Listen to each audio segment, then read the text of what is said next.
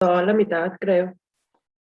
Ah, me quedé a la mitad. Muy bien, bueno. Entonces, el día de hoy vamos a hacer uso de un nuevo miembro de la clase para que quede bien claro esto. Este animalito es Newton, es un perro de peluche, lo que prueba dos cosas. Uno, que todavía no he madurado ni crecido como adulto, y dos, que soy buenísimo en las máquinas de muñelocos, ¿no? Entonces, este animalito en cuestión, pues nos va a servir para explicar esto así rápidamente, ¿no? Entonces, cuando los animales, porque esto es un fenómeno que realmente no apreciamos porque es a pequeña escala, pero tiene efectos grandísimos en el ecosistema, cuando este animalito pues hace de sus necesidades, hace pipí popó, pues deja una cantidad de materia orgánica ahí en el suelo. Pero esa materia orgánica no la pueden absorber directamente las plantas como tenemos aquí a esta zanahoria, ¿no? Entonces, ¿qué es lo que tiene que suceder para que los desechos que produce, en este caso, nuestro perrito Newton, terminen dentro de las plantas? Pues se tienen que transformar a una forma orgánica y sobre todo una forma que pueda asimilar la planta. Entonces, para eso están aquí los microbios, que son los descomponedores. Entonces, cuando esta criatura haga pipí popó o cuando de plano así se muera, ¿qué va a pasar? Pues los microorganismos lo van a descomponer y todo el fósforo, el nitrógeno y el potasio que contiene lo van a volver biodisponible. ¿Biodisponible para quién? Pues para las plantas. Entonces la planta va a crecer, va a llegar otro primo hermano de estos, se va a comer las plantas, este a su vez se lo va a comer un predador más grande y así continúa el ciclo. Entonces, como ustedes pueden observar, hay dos cosas aquí que forzosamente necesitamos para que haya vida en nuestro planeta. Necesitamos que haya plantas y necesitamos que haya luz solar. Entonces, con la luz solar, pues no podemos hacer gran cosa porque pues siempre está ahí, ¿no? Pero con lo que sí podemos hacer algo es mantener la fertilidad del suelo para que los microbios sigan dándole nutrientes a las plantas, porque las plantas no absorben los nutrientes así por sí solitas. Necesitan forzosamente los microbios para que continúe el ciclo de vida. Entonces, en la siguiente diapositiva, ¿dónde está esto? Vamos a analizar cómo algunas bacterias hacen cosas bastante interesantes, ¿no?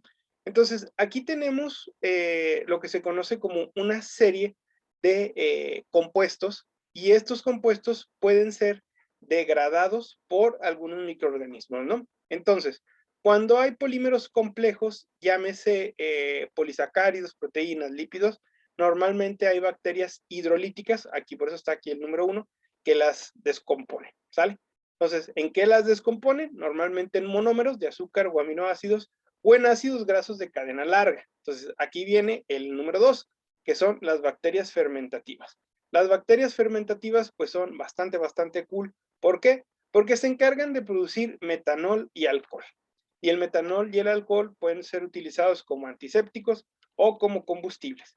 Entonces, estas bacterias hace millones de años evolucionaron para producir algo que en estos días pues necesitamos mucho, como es el alcohol en gel para la desinfección de nuestras manitas.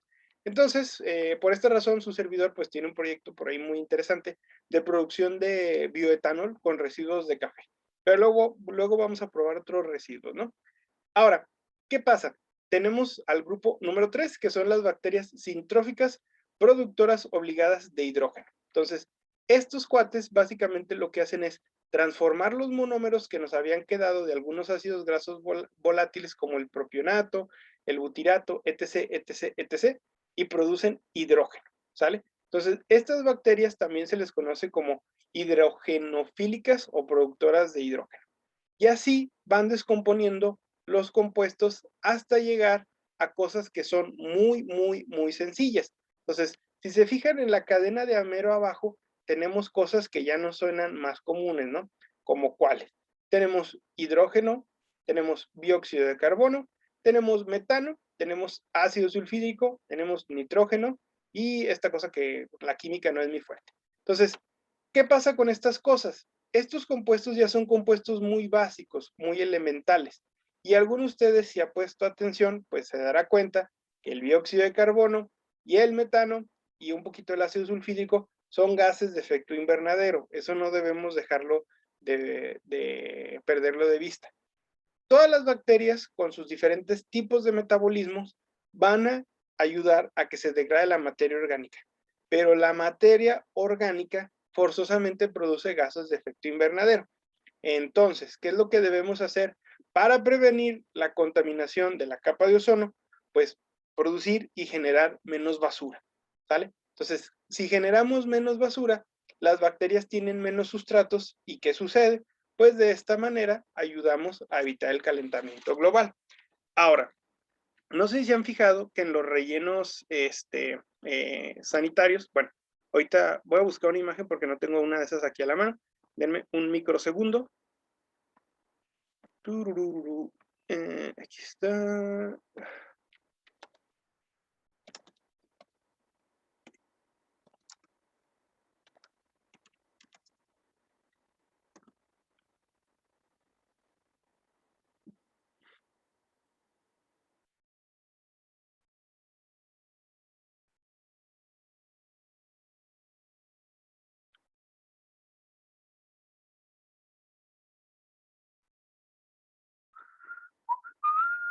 Ok. Entonces, no sé si han ido a alguno, pero bueno, básicamente los rellenos sanitarios tienen una configuración más o menos así.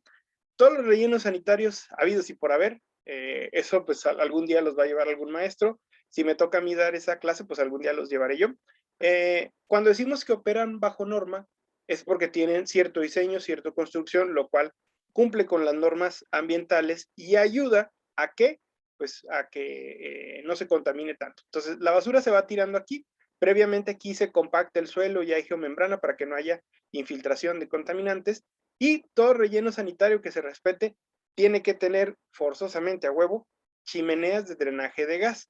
Entonces, aquí pueden pasar dos cosas. Uno, que el gas directamente se libere a la atmósfera, porque si lo dejamos aquí atrapado, encerrado, ¿qué creen que va a pasar? Pues se va a juntar y va a explotar. Dos, tiene que haber algunos donde se produce muchísimo gas, tiene que haber la quema de gases. ¿Por qué? Aquí lo que tenemos es metano y el metano es 100 veces más causante efecto invernadero que el dióxido de carbono.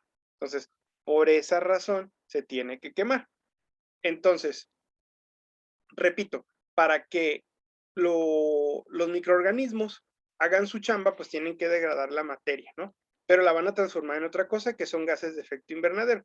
Entonces, ¿qué podemos hacer nosotros como ciudadanos para que, ¿cómo se llama? Para evitar la contaminación, pues producir menos basura, ¿no? El otro gas que tenemos por aquí, que es bastante interesante, pues es el ácido sulfídrico, ¿no? El ácido sulfídrico es producto de la descomposición de nitratos, pero principalmente sulfatos. Entonces, los sulfatos están increíblemente presentes en las aguas contaminadas. El problema con el ácido sulfídrico es que ocasiona lo que se conoce como la bioxidación o la biocorrosión. Entonces, ¿qué sucede? Pues los metales al contacto con este ácido se oxidan. Entonces, son una bronca en las plantas de tratamiento. ¿Por qué? Porque van destruyendo las estructuras metálicas. Además, es un gas que tiene efectos neurotóxicos y ya está regulado bajo una norma mexicana. Entonces, la gente que trabaja en las plantas de tratamiento llega a tener desórdenes de conducta, violencia, locura, cuando están mucho tiempo expuestos a este gas. Entonces, su servidor y algunos compañeros y amigos como el doctor Isaías y la doctora Natalia, estamos trabajando en un protocolo experimental, en una próxima publicación, para tratar de mitigar este gas dentro de las plantas de tratamiento de aguas residuales. Entonces, cuando logremos esa publicación, se las compartiré para que vean lo que hemos estado trabajando en los últimos meses aquí en la Narro, ¿no? Entonces, ay, perdón, le di dejar de compartir. Entonces, las bacterias, pues básicamente hay de diferentes tipos. Aquí tenemos hasta 11 tipos diferentes y todas ellas lo que hacen es destruir o degradar algún sustrato para transformarlo en algo más sencillo, ¿sale? Ay. Entonces, ¿qué son las interacciones microbianas? Bueno, a lo que le llamamos interacción microbiana, pues es básicamente a cómo interactúa un microbio con otro, ¿sale? Entonces, estos a su vez van a interactuar con el medio no biótico, ¿sale? Es decir, con las cosas que no están vivas de un ecosistema, como el suelo, el aire, el pH, la temperatura, etc, etc. Entonces, eventualmente se alcanza un equilibrio dinámico. ¿Qué quiere decir eso? Que hay nacimiento de nuevos microbios, mortandad de algunos microbios, llegada de algunos microbios, partida de algunos microbios, ¿sale? Pero eso los vamos a analizar ahorita. Entonces, el primero que vamos a analizar es el neutralismo, ¿no? ¿Qué quiere decir esto? Que si dos o más especies coexisten en un lugar y no se afectan mutuamente, a eso se le conoce como neutralismo. Es decir, ni me jodes ni te jodo. Entonces, para que esto se dé, tiene que haber una baja densidad de la población, y esto nosotros lo podemos experimentar cuando estamos enfermos del estómago. Cuando aumenta la población microbiana, pues normalmente nos da chorrillo, porque unos empiezan a pelear ahí por otros hasta que producen sustancias tóxicas. Tienen que tener satisfechos los requerimientos de desarrollo. Entonces, para que puedan crecer, los microbios, como todos, necesitan aire, agua y espacio. Bueno, hay microbios que no necesitan aire. Entonces, si uno está bien alimentado, ¿qué va a pasar? Pues los requerimientos de desarrollo de nuestros microbios van a estar satisfechos, no se van a pelear entre ellos y nosotros vamos a estar sanos de nuestra pancita. Y también tiene que haber abundancia de nutrientes, ¿sale? Entonces, esto aquí voy a hacer un paréntesis porque esta es la relación que tenemos nosotros con los microorganismos, ¿no? Normalmente, bueno, y esto pues no es un secreto, ustedes ya lo saben, México es un país de contrastes. Y en México existe una estadística que es contradictoria porque pues hashtag México.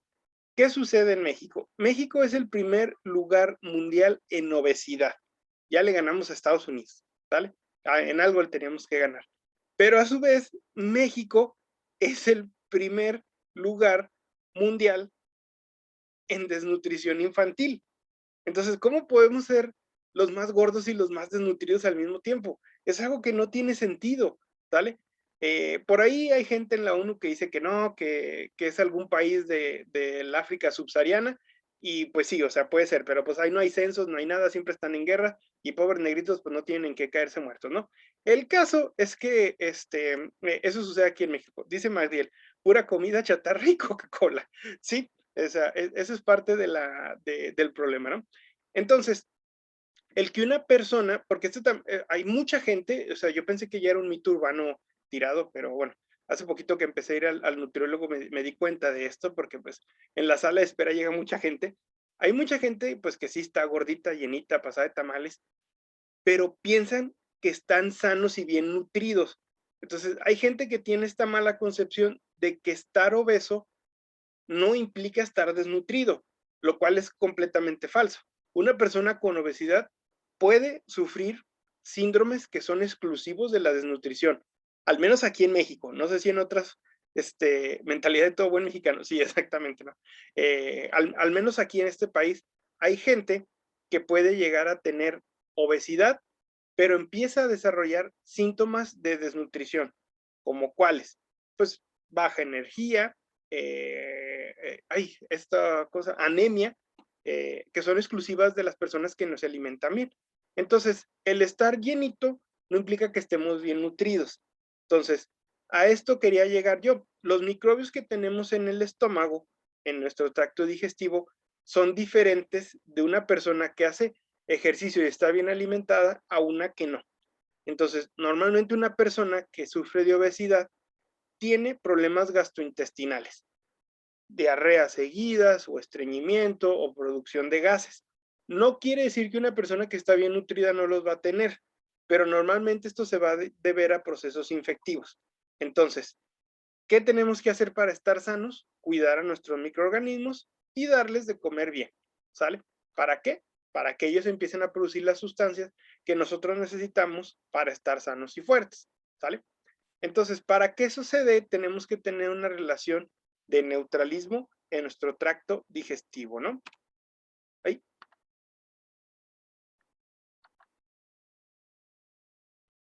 El neutralismo puro es muy poco probable y es muy difícil de probar, pero sabemos que se da en la naturaleza, ¿no? Sin embargo, pues los animalitos y los seres vivos en general, de alguna manera buscan interactuar, ¿sale? ¿Por qué? Porque aunque haya muchos microorganismos de un tipo y todos estén satisfechos, siempre hay una población de curiosos que va a tratar de explorar comer nuevas cosas, ¿sale? Entonces, por eso decimos que el neutralismo es muy, muy, muy raro, pero sí se da, ¿sale? Sobre todo cuando hay abundancia de nutrientes, ¿no? Ahora, ¿qué otro tipo de interacciones tenemos? Tenemos las benéficas o sinérgicas. El neutralismo es donde no pasa nada, ¿sale? Pero hay algunas donde pasan cosas buenas y otras donde pasan cosas malas. Entonces, donde pasan cosas buenas son estas tres. El comensalismo, donde un organismo se beneficia y el otro no se afecta. Ya habíamos dicho el ejemplo de que yo los invito a mi casa a comer, ustedes se benefician, pero a mí no me afecta en nada, ¿sale? Luego tenemos la protocooperación o simbiosis nutricional, donde ambos organismos se benefician, pero no es exclusivo que tengan que estar juntos para estar vivos, ¿no? Entonces, la protocooperación, pues es básicamente un noviazgo sano. O sea, ambos organismos se benefician, pero no hay un hombre o una mujer tóxica y ambos pueden vivir solitos, ¿sale? Cortan y quedan como buenos amigos, ¿sale? A eso se le llama protocooperación. Y luego tenemos a la simbiosis propiamente dicha, que forzosamente tienen, esto ya es cuando se casan, tienen que tener un beneficio mutuo y tienen que tener un contacto estrecho, por lo general obligatorio. Entonces, aquí tengo un ejemplo que es el de las micorrizas. Esto se le conoce como un mutualismo simbiótico y básicamente aquí hay una fusión de las raíces de las plantas con hongos microscópicos. Y como les había comentado en la clase anterior, las micorrizas se han encontrado en el 95% de las plantas que existen en este planeta.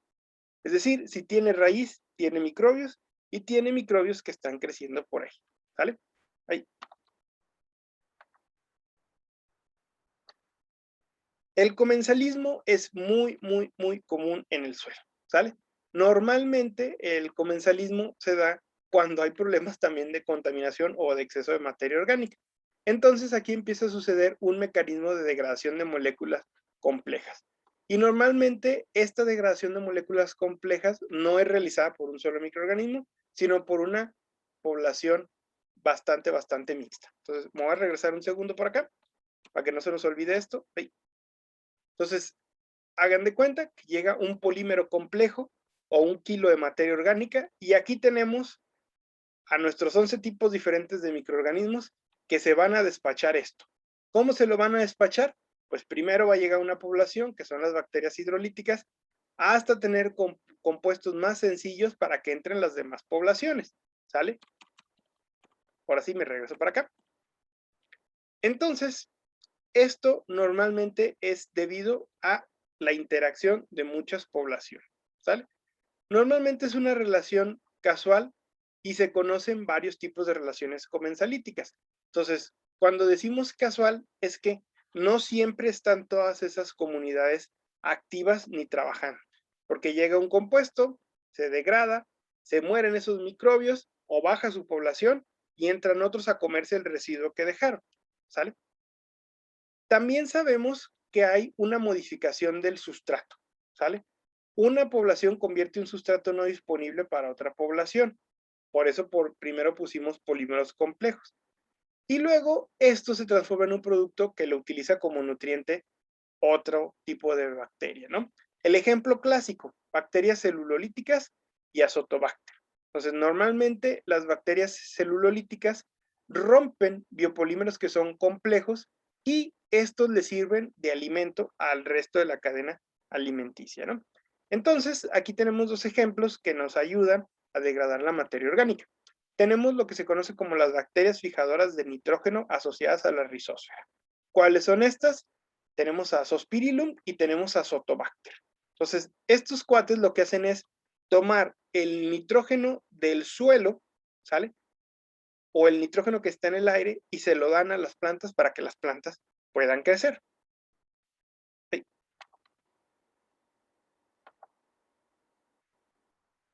Normalmente las asociaciones comensales permiten que haya un desarrollo de especies anaerobias y facultativas en medios aeróbicos. Entonces, ¿esto qué quiere decir? Que gracias a que hay esta asociación puede haber bacterias de dos tipos de metabolismo que son aerobias y anaerobias en un mismo medio, ¿sale? Normalmente las bacterias que son aerobias, en este caso en un tubo de ensayo, se quedan en la parte de arriba interactuando con el oxígeno que hay y las que son anaerobias y facultativas se quedan en la parte de abajo. Entonces, de esta forma, ¿qué sucede? Pues tenemos bacterias que son aerobias arriba y anaerobias abajo. Esto puede parecer muy tonto, pero si lo vemos a gran escala es muy, muy importante. Figúrense que este volumen de agua, en vez de ser un volumen contenido de forma muy pequeñita en un tubo de ensayo, está en una planta de tratamiento, en una laguna de oxidación o en un charco con lodos activos. Entonces vamos a tener poblaciones arriba que están en contacto con el aire, que están destruyendo la materia aeróbica, pero donde no llega el aire, también va a haber bacterias que se van a estar comiendo lo que van dejando estas de acá. Entonces, esta estratificación en la columna de agua es de vital importancia para el tratamiento de las aguas residuales, ¿sale? Ahí. Hoy el PowerPoint sabe que es viernes y dice que hoy no va a jalar, ¿sale? Ahora, también estos microbios van a liberar sustancias bióticas, ¿como cuáles? Como los llamados factores de crecimiento. Los factores de crecimiento son cositas que producen los microbios que le ayudan a otros microbios que son como que más fifís, más exigentes y les ayudan a crecer. Entonces, los factores de crecimiento son súper, súper importantes porque permiten que los microbios que no se pueden aislar o conocer, pues crezcan y los podamos aislar en la naturaleza, ¿sale? Esto es muy, muy interesante, ¿por qué? Porque hay microbios buenos y malos que no crecen si no llega este factor de crecimiento que produce otro microorganismo. Entonces, recientemente se ha descubierto que muchas de las enfermedades raras causadas por los microorganismos se deben a que existen factores de crecimiento que una bacteria raramente les pasa a esos microbios y te da una enfermedad rara. Entonces, por esta razón es muy importante estudiar los factores de crecimiento. Entonces, para que podamos matar esos microbios, pues hay que, perdón, para que sigan creciendo esos microbios, se tiene que remover el factor inhibidor. Entonces, hay ciertos organismos de alguna o varias especies que destruyen o remueven ciertas sustancias en el medio, ocasionando el beneficio de ellas mismas y la multiplicación de otra población comensal. Dicho en español cristiano, hay bacterias que producen cosas que ayudan a las bacterias, a otras bacterias a crecer, y hay bacterias que no las producen, ¿vale? Que quieren estar solitas y por eso no producen residuos que sean fácilmente asimilables por otros. Normalmente esas bacterias son las últimas de la cadena trófica. Ya no producen cosas porque ya no se puede producir energéticamente hablando algo que le sirva a otra, pero ese resto de materia, pues es el ciclo final de la materia y la energía, ¿sale?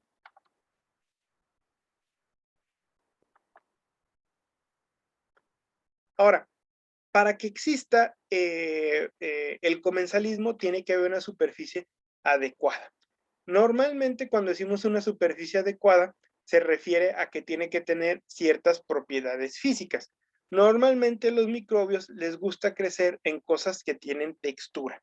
No les gusta crecer sobre metales, no les gusta crecer sobre la madera, únicamente crecen sobre cosas que son fácilmente asimilables por ellas, es decir, que se la pueden comer y que tienen cierta rugosidad. ¿Para qué? Pues para que por ahí se pueda fijar.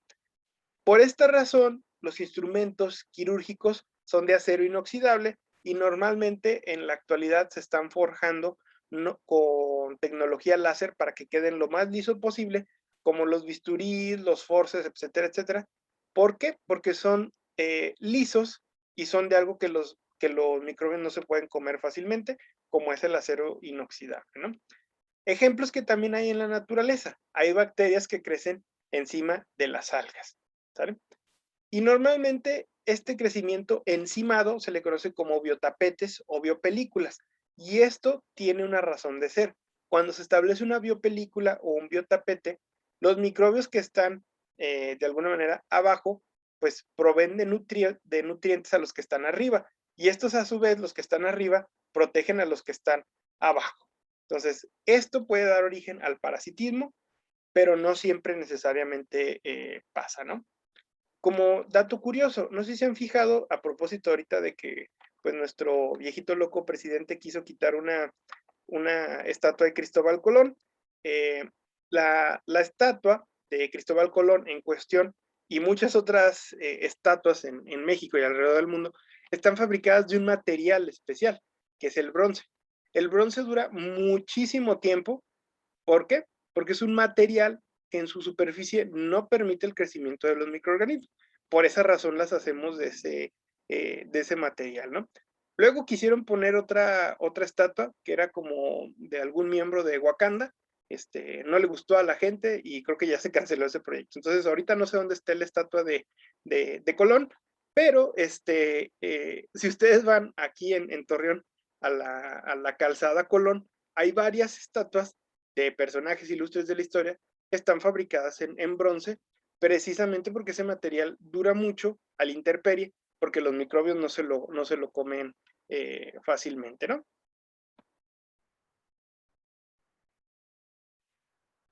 ¿Dónde me quedé? ¿Dónde me quedé? Ah, sí, aquí está.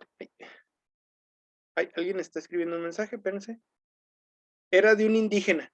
Sí, era de un indígena, pero como que no, ¿cómo se llama?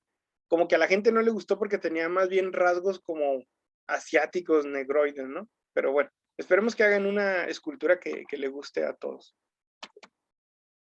Ah, sí, aquí me quedé. Entonces, esto es una microfotografía de 10 micras, y aquí lo que podemos ver es una alga parduzca café, que a su vez tiene unas bacterias ahí que le andan creciendo y esporillas de hongos, ¿no? Entonces, ¿qué están haciendo? No sabemos, pero como ninguna se ve que se esté muriendo o lisando, como se ve en el microscopio, podemos asumir que tienen una interacción del tipo comensal. Entonces, estas interacciones ecológicas son difíciles de determinar y son más difíciles de determinar visualmente porque pues son pequeñitos y hay que hacer pues múltiples observaciones, ¿no? Luego tenemos la protocooperación. Entonces, la protocooperación es, como ya lo habíamos dicho, un noviazgo sano. Hay un beneficio mutuo y tiene un carácter laxo. Es decir, pueden tener una interacción directa, pero si no están interactuando directamente, cada uno se va por la paz, es decir, yo me voy a pistear con mis amigos y tú con tus amigas, pero nadie se pelea, ¿vale? Pero cuando nos vemos, pues nos damos cariño, nos damos amor y ahí estamos bien, ¿no? Entonces, a eso se refiere la protocooperación. Entonces, normalmente los microorganismos cooperan para sintetizar o degradar macromoléculas. Entonces, esto les ayuda a obtener un beneficio mutuo y básicamente este beneficio mutuo se debe a que alguno de los dos produce un factor de crecimiento, sin el cual el otro no puede crecer o viceversa, ¿no? Entonces, ¿qué ejemplos se han visto en la naturaleza? Que se mezclan dos hongos que pueden sintetizar una toxina antifúngica que es estable al calor y esta toxina mata a otros hongos para que ellos no los afecten, ¿no? También se ha visto que existen interacciones entre bacterias, actinomicetes y ciertos hongos que necesitan algunas vitaminas, aminoácidos, bases púricas o pirimídicas. Entonces, sin estos compuestos no pueden crecer. Entonces, ¿qué es lo que hacen los microorganismos? Se asocian, le dicen, compadre, vamos a trabajar, ¿en qué te ayudo? ¿En qué me ayudas? Y de esta manera, pues pueden proliferar, ¿no? Ejemplos que han sido muy estudiados, la vitamina B12. Entonces, la vitamina B12 les ayuda a ciertos microbios a crecer. Y también se ha visto en materia de salud que si los seres humanos no tenemos vitamina B12, empezamos a sufrir trastornos de la piel, enfermedades infecciosas en la piel e enfermedades gastrointestinales. Entonces, no sé si han visto, porque incluso es una suplementación relativamente sana, existen estas inyecciones que se conocen como la bedoyecta o la tribedose. Son inyecciones que duelen como el carajo, normalmente van en el glúteo, son inyecciones de aceite, te la ponen y le duele hasta a tus nietos. Y esta es un suplemento de vitamina B12. Entonces, la gente que no come bien, pues normalmente tiene esta deficiencia, pero si te la pones, ayudas también a tus microorganismos a crecer y a mantener un buen balance, ¿no? Se recomienda que las personas que hacen mucho ejercicio, que las mujeres después de que han terminado su periodo de lactancia o que han tenido muchos bebés, se suplementen con esta una o dos veces al año, ¿no? Entonces, la recomendación, pues pregúntenle a su nutriólogo si se pueden suplementar con vitamina B12, van, la compran en cualquier farmacia similar con 30 pesos, ¡puc! les pican una nacha y con eso están sanotes por 6 meses, ¿no? Y también, pues la vitamina B12 la producen las bacterias Escherichia coli. Dice, aguanten vara que sí duele feo. Sí, duele muchísimo las inyecciones de aceite y más en el glúteo, ¿no? Pero bueno, si se lo recomiendan por ahí, su médico de confianza, su nutriólogo, adelante, ¿no? Nomás les va a doler un par de horas o días, pero van a estar bastante sanos.